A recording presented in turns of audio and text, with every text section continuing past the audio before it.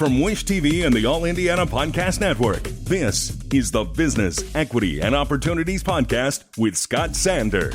Welcome to the Business, Equity, and Opportunities Podcast. I'm Scott Sander. On this episode, we get an update on activities leading to this year's Love Thy Neighborhood Awards. Courtney Kincaid on how to protect your business against scams, and how to get your DEI Leadership Certification straight from Indiana University.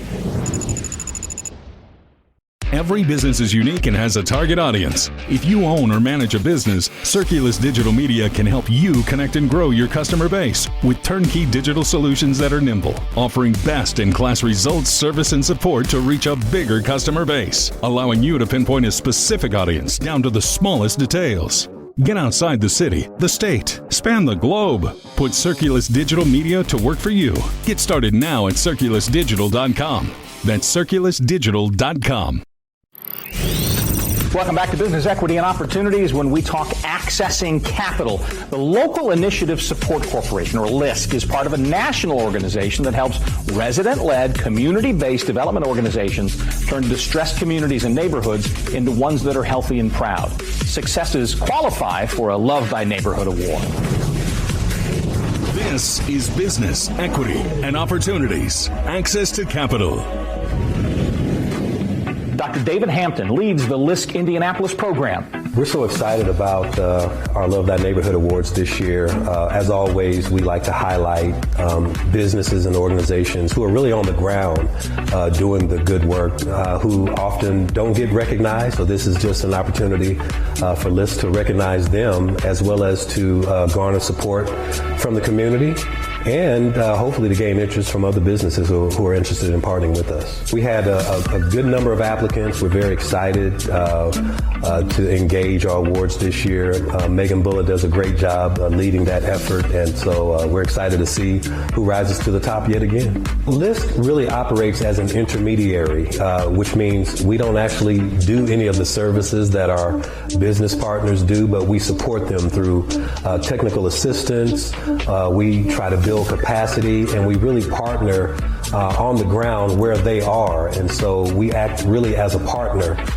We have a real estate assistance fund, we have facade grants, and through creative placemaking, we really strategically partner with businesses to really develop underdeveloped neighborhoods, to help the economic resilience of businesses, which really raises the level of our community. And so when we see that type of growth, it helps us to take a step back, and we're humbled by the impacts that we're able to make when we help businesses who are perhaps struggling or looking for opportunities, whether it's access to capital, whether it's just a nudge in the right direction. LISC is there to help. Since May, we really established the first ever Latino Business Support Network. I talked about that a little bit at the mayor's Latin Expo breakfast, and really credit our program officer, Claudia Mendez Perkins, who leads that effort. But it's the first of its kind.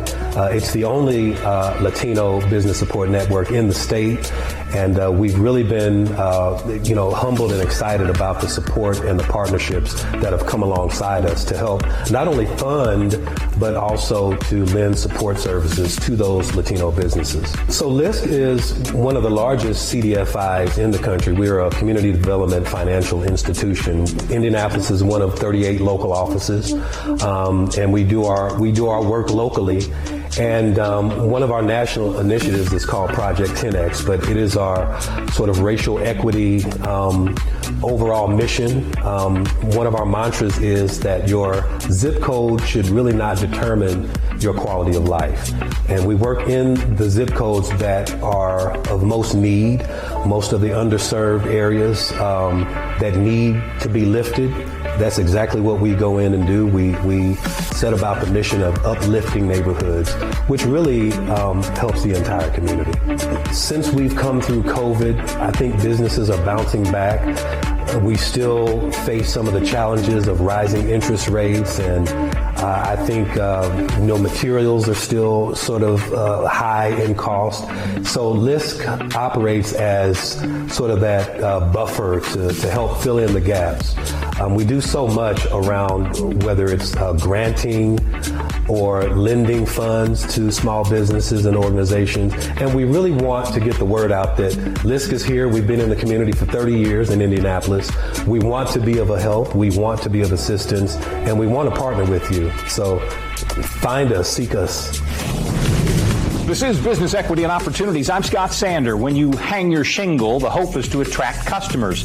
Too often, though, we've seen it attract people who have their sights set on your profits. How to protect your business from a scam? One of our experts in accounting and bookkeeping, Courtney Kincaid from the Indiana CPA Society, has some thoughts.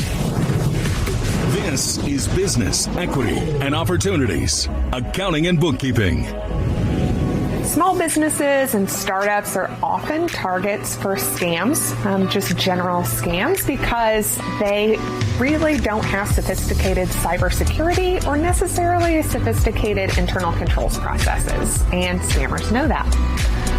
So they target these people. There's really great tools that you can use, whether that's your CPA to help you create internal controls, or software vendors that, have some simple accounts payable. But I just wanted to talk a little bit about some things that you should be aware of as a small business. When it comes to scams, and a lot of them come through email because it's just the easiest way to get a hold of you, right? And a lot of times they spoof an email address, right?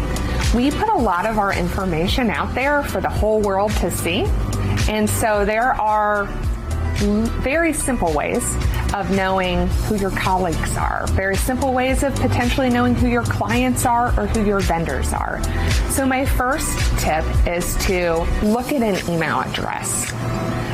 Often you'll see the beginning looks the same as your real address, but after the @ will be completely crazy, or sometimes close, but not quite what it should be.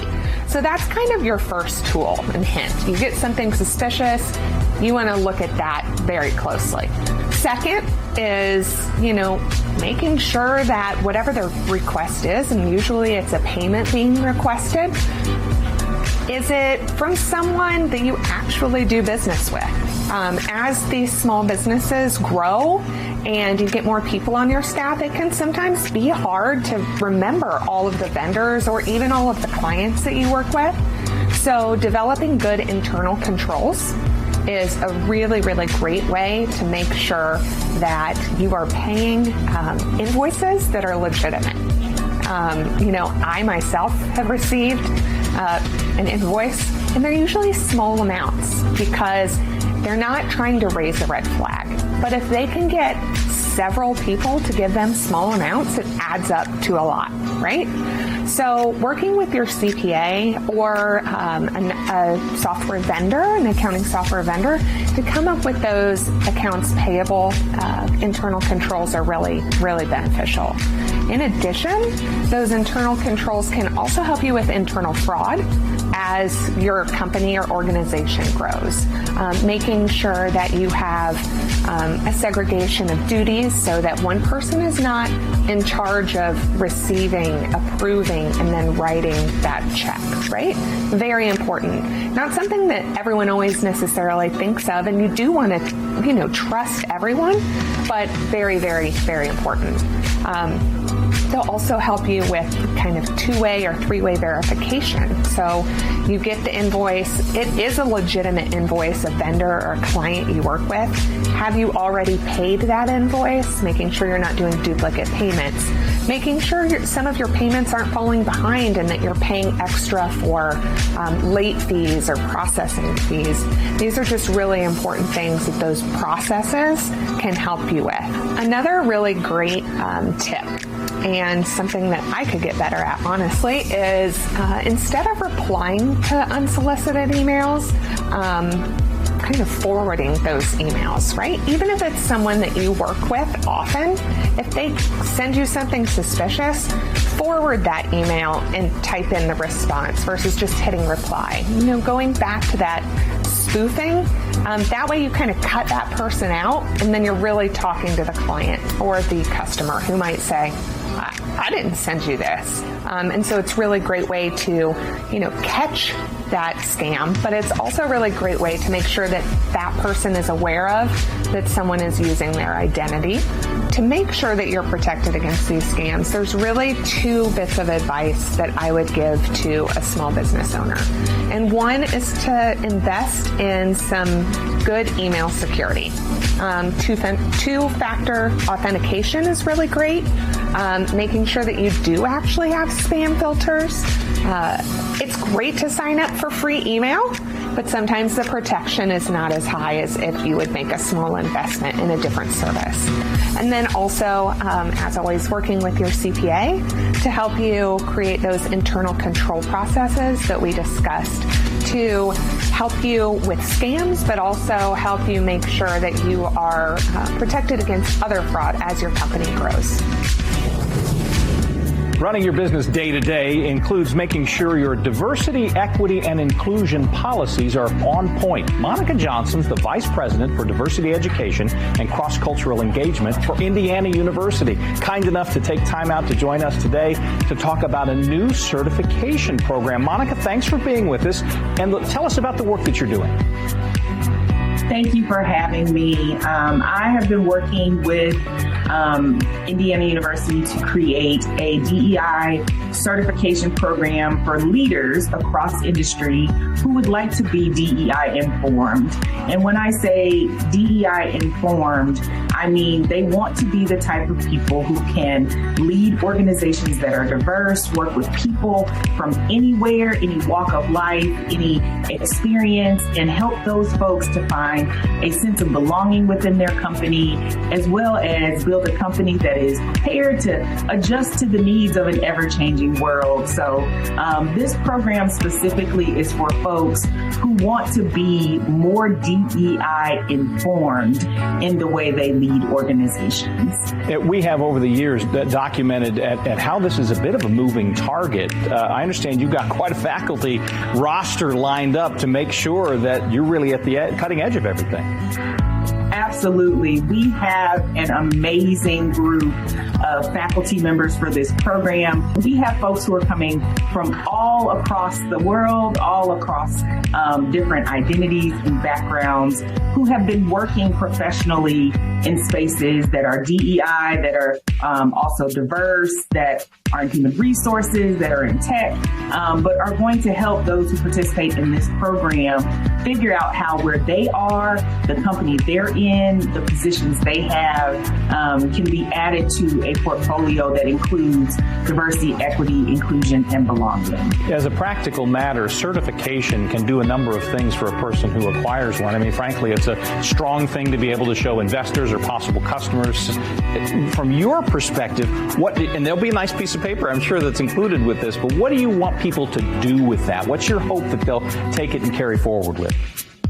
Absolutely. You know, micro-credentialing, badges, and certificates are now the new thing in people's resumes, on LinkedIn. I want folks to know when they see someone who has come through the Indiana University DEI Leadership Certificate program, that they are seeing a person who has been challenged to see new and old problems. They've been challenged to think of ways that they enter into the work and ways that they bring other people on board with the work. They're going to be working with a person who has read considerably, who has engaged in critical conversations, and who has been challenged to come up with solutions for today's problems, and not just problems that are reinvented or reimagined, but for today's challenges. So that wonderful certificate that they're going to get that will have Indiana University on it will mean all of those things. They will be able to carry that badge proudly, knowing that they went through a program that was more than just watching a couple videos online, more than just not having to engage or communicate with other people like several other certificate programs for DEI are, but they're going to be in live instructor-led courses.